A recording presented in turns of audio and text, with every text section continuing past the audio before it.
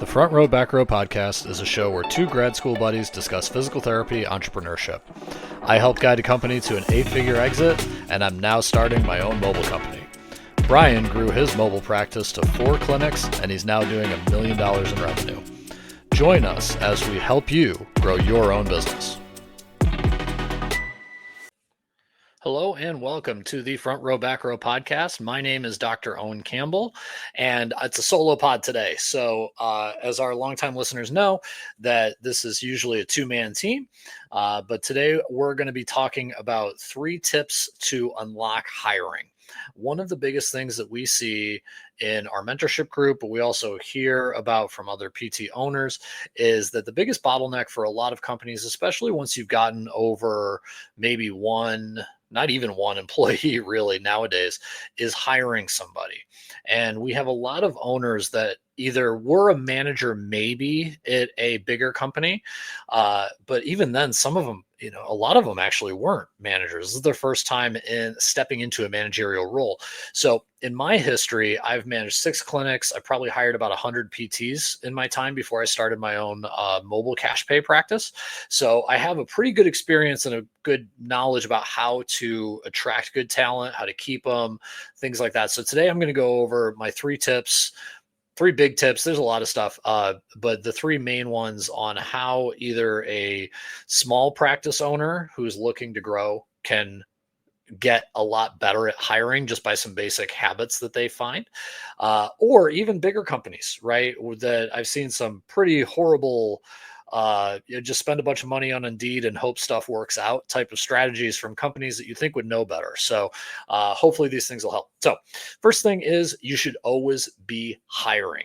That is just like they say for sales, you should always be selling, right? You should always be hiring in PT. If you think of a bottleneck for a business, something that limits your growth, if I could wave a magic wand and say, okay, what is the one thing that I could fix today that would make it better for you? I'd probably say a good portion, I don't want to say put a number on it, but if you're below $1 million in revenue for your business, you're really focused on marketing. But a lot of people, they're buzzing up, right? They're maybe at $400,000 in revenue, or projected to be that way, and they're kind of hitting this cap where even though they're not at $1 million and they don't have the quote unquote rule, right, where marketing should be your only focus, you're limited by time and physical therapy. So you have to hire that person. And you should be starting to think of making these contacts, looking at advertising yourself as a place to work, probably honestly as a solopreneur when you're about halfway to 3/4 of the way full, right? If you have seasonality in your business, maybe right before a busy season, but you should be thinking about that, right? So for example, in my business, I'm a cash pay solopreneur at this point, and I'm going to go into a busy season here. Well, I know if I'm not starting to send out, DMs to people I used to work with or whatever, that if I don't do that now, then I won't have anybody interested in maybe taking the overflow that I start to get in the winter months here in Scottsdale. So that is what you want to be doing, is you always want to be looking, even in the early stages, of where's my next hire coming from. It should not just be something that you look at when you say, oh crap, I can't get patients in for 2 weeks. Well, I guess I should probably go send some DMs. This should be something you're doing all the time, just like you're marketing all the time. You also want to know your goal for your business with this always be hiring strategy. If you are looking and saying, I want to be cash pay only in a niche that I am the guru for pelvic floor, right? And I just want to raise my prices as high as I can in a reasonable level, and then just only have to worry about me. Well, you probably wouldn't clicked on this podcast. A lot of people that want to do that company of one mentality, they will still run into a spot where they can't handle the business, and they know that they want to have someone who maybe they could offload a patient or two to. But for the majority of people, you kind of want to know, okay, I want a location. I might want to take insurance down the road, right? If I want to get something where I can build it bigger and maybe sell it, later on in my career. I may want to be in a location, right, where I can take advantage of space, still stay cash, still stay niched, right? But maybe I need 2 or 3 rock stars to make this so that it's not just me my patients want to see, I have some awesome therapists there. So knowing what you want to go in your direction will guide that always be hiring mentality.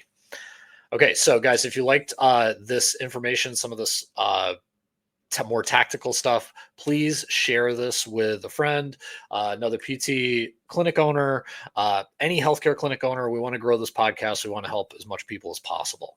So we'll go into now the second major bullet point here. The second of the three tips is networking. Right. So we talked a little bit about it in the first one, but networking can take many forms. And what I think that I find physical therapist owners and just healthcare owners in general don't look at is they think that networking was what they did to maybe get a job when they were an employee, right? Or if they were in a big corporate company to maybe get a promotion, right? So I know when I was with one of the biggest fish in the sea, everybody had a LinkedIn account. You were constantly saying, "Great job, John," or "Congrats on your success. Let's synergize on a leverage product, whatever, later." All that garbage, right? So everyone who's maybe broken out of the corporate mold will look at that and say, I don't want to do that again. Screw LinkedIn. Like, my patients don't come from LinkedIn. I'm not going to get on there. I'm here to tell you, you need to be on LinkedIn, right? If only for the fact that there is a reference page for someone who might be saying, is this company real? Or what do they do? Or what's this guy like, right? Or what's his experience? You want to have a good setup LinkedIn profile, and you probably do want to invest in premium if you're in the hiring phase. This will give you a lot more maybe cold reach outs, right? Where you can look and message people when you just put in a search that says, physical therapists, golf, Phoenix, Arizona. Typically, you can't just cold email them or you can't cold message them. But if you have a premium account, you can do a little bit more things like that. It gives you more optionality with your profile, helps you to fit a little bit higher in searches.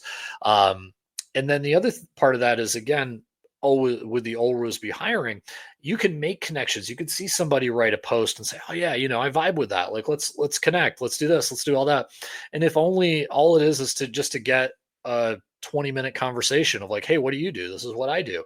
You never know where that person's going to be, and especially if you're in a niche, right? You may be the only person that does what you do in an area, or at least that person knows. So, like, to give you an example, I'm happy to reach out to a pelvic floor physical therapist as a golf PT, right? Because there's going to be times where they're going to get people and they're going to say, "Man, I really my significant other loves golf. And my God, his shoulder's killing him and he won't shut up about it. Or her hip is killing her and she won't shut up about it." Well, they're going to trust that pelvic floor therapist to give them a recommendation for another physical therapist. And then I might be great for that. Same thing works with PTs and with hiring. They are going to say, maybe you're not the greatest person for my pelvic floor company, but I know a guy who only treats golfers. Maybe you want to give him a call. And then they might send you a DM and say, "Oh my God, I'm so interested. I'll wait 6 months until you have an opening." You always want to have that roster of people who would be happy to pick up your phone call if you did have an opening. You want that to be a backlog. And the only way you do that, again, is getting a network, and the internet really helps you with that. So like LinkedIn is a great option for that. Um, and then the other thing too with this networking bullet point, the last thing on the second bullet point, is do not discount your regular networks, meaning your neighbors, your school PTA if you have kids, your CrossFit gym, your whatever, right? There are a lot of people who know physical therapists, right? Either I got a cousin who's a physical therapist or whatever, and PTs will travel for jobs, especially if it's a cool job, if it's something that they want to do. So do not be afraid to talk to your neighbor and say, "Hey, if you know a PT, like, have them call me. I'm looking." It is not weird, sketchy, whatever. It is a way, just like any other, of getting your name out there. And who knows? Some of the best hires that I've gotten in the past are from people who say, "Oh yeah, a patient who says, 'Oh, my cousin's a PT,' right? Maybe we'll do that. We'll hire the guy, and he was awesome. He ran a clinic for us, right?" So reach out to patients, obviously, but also, reaching out to your network of that. I know I didn't do it personally, but my boss, she would the owner of the company, the CEO of the company that eventually sold for 8 figures. She had such a diverse and good network within the city that she could just pull out her phone and call somebody and say, "Oh yeah, didn't you have a cousin that was a PT?" And she kept a record of it so that she wouldn't be in the situation. Um, so think about that, right? Don't just stop at LinkedIn and professional networks. And the last thing I want to say, and this kind of all ties in, is that social media is your friend, not just for patients, but social media is a way of getting new hires, right? So think about it this way, just put yourself in the shoes of maybe before you started your business or just as you started your business, but you're trying to figure out, okay, what's the marketing like? What is the guy down the street who's been in business for 5 years? What's he doing to get patients on social media? And you would scroll through their stuff. And what are the thoughts, right? Well, this is pretty patient centric, but that looks pretty sweet. They got some great equipment in that gym. Or, oh, this is he's doing a testimonial of a CrossFitter. I love working with CrossFitters. That's awesome. That seems like a cool place to work.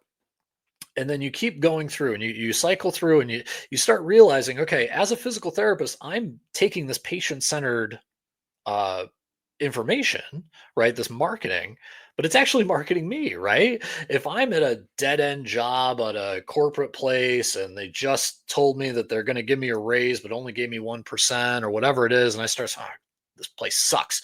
What am I going to do? I'm going to scroll on I'm going to scroll on Instagram. I'm going to scroll on Facebook. I'm going to maybe follow 2 or 3 things. Oh man, that'd be great if they had an opening, right? The way that you can make social media leverage is obviously you got to ask, right? You can't just sit there and say, okay, I'm going to look cool when people come to me.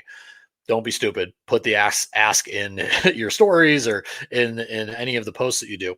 But you also want to make sure that you're either doing one of two really important things. You're either very patient centric, but you're highlighting the stuff that you have, right? Or your expertise, especially if it's a 1 or 2 person shop and this possible PT might be working directly with you. You want to really highlight you. So that's nice. That works for PT, that works for patients, and it also works for marketing to PTs.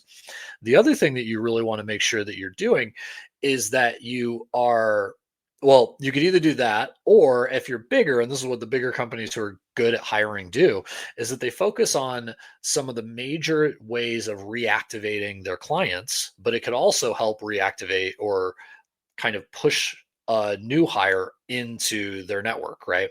Or a new therapist in their network. The ways that you do that is you want to highlight any charitable giving or anything that you're doing to help your community, right? Now you'd be doing that anyway for patients, but it's a really good thing to do. Obviously, the education stuff is good too. That again, what we talked about, the two that highlights you, any sort of achievements that you've had, right? These are the main 3 things, by the way, bonus tip. If you want to do retargeting or reactivating your own client list, any charity that you do, any education that you do, and any achievements that you guys have had, 1 year anniversary, whatever like that, great excuse to reach out to your current clients, right? And if you want to reactivate them in slower times. But if you're using those, you can use those as also ways to show other therapists, hey, we give back to charity. There's a purpose here. This is where you can really define your purpose. This is why I started my company. Patients love that, but also physical therapists love that, especially if they're coming from bigger, more like private equity owned or anything like that. They're going to really resonate with you saying, I did this because, right? I saw this patient that I wanted to serve, and I could find no other way of doing it the way I wanted besides this, right? You want to also just be straight up out there of pushing the best place to work sort of vibe. So if I don't, they still do it, right? But it was a very popular thing when somebody made the best places to work list, right? So if you have one of those in your town, by all means, go for it. But typically, these are more corporations. This is like major grocery store chains or hardware stores or something like that. They're the ones that tend to sell the papers. People say like, "Oh, I got the best grocery store in my local area." You may not be able to afford that marketing, or at least it may not be a big enough, it may not be the people that you want, but you can always put testimonials from your employees. I heard a great idea that Brian did where he just hired a videographer and had the videographer go and just hang out in the clinic and ask the therapist, hey, what are you doing with that guy? Right now, of course, he signed disclosures and made sure that every patient who knew that, for this 2 hours you may be on video, they kind of scheduled the patients who were okay with that. But what it did is it allowed the therapist to say, hey, this is the cool crap I get to do, right? This is the stuff I get to do. And it's not scripted. It's not the owner saying, hey, say these 5 things. They're just walking around and showing, hey, this is how I work on a guy's knee, or this is how I get to use the force plates, or this is how I get to whatever it is, right? Now, obviously, some places like say pelvic floor, that might not be an appropriate way of doing that, but you can always pull your therapist aside and just shoot a testimonial, right? A vertical video of like, hey, why do you like working here? Right. Hopefully, if you're a good enough manager and they do like working here, that's an easy ask, right? If it's not, there's a lot more podcasts that you should listen to about how to manage your team. But if you have at least one therapist that can do that, that's great. If you don't, it's not even a bad thing. If you're a solopreneur, go to an old person maybe you used to work with. Maybe you had a clinic and you managed a clinic for somebody, and they were your boss, right? Make it say, hey, I used to work for Owen and it was great. He was awesome. I'm really happy he's doing what he's doing for whatever, pushing the profession forward, something like that. It's still a testimonial of working for you.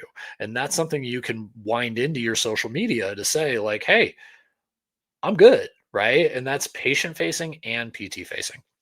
So these are my 3 major kind of tips to how somebody right now who's struggling, saying, man, I'm going to have to hire somebody, and everyone says how competitive a market it is. Yes, there is competition. I'm not going to sit here and say, do these 3 things and everything's working out tomorrow. But you will put yourself ahead of a lot of clinic owners if you're always in the always be hiring mindset, if you are constantly networking through not just the typical channels of LinkedIn and your PTA associate, your APTA association, but also your natural networks like your neighbors, all the other organizations. And then finally, if you're really leveraging social media as a tool to advertise working for you, as well as advertising your services to your patients. So I hope this was helpful. If you have any questions or comments, by all means, throw them down in the comments. We read them all. We like to respond to all of them.